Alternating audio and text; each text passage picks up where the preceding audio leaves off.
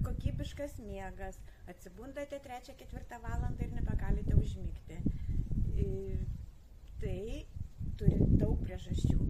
Pirma priežastis tai hormonai. Jau nuo 35 metų kai kam prasideda premenopauzė ir menopauzė. Tai sukelia ir karščio bangos, ir hormonų svyravimai.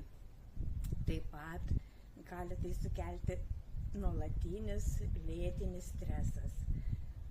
Taip pat maistas, jeigu mes valgome sūrų aštrų maistą, jeigu geriame vakare daug vandens, jeigu geriame kavą po 15 valandos, jeigu nesubalansuotas maistas, tai mažai baltymų, mažai omega 3, mažai magnio, tai irgi sukelia miego sutrikimus. Taip pat nėra miego rutinos. Sutrikęs skydliaukės darbas.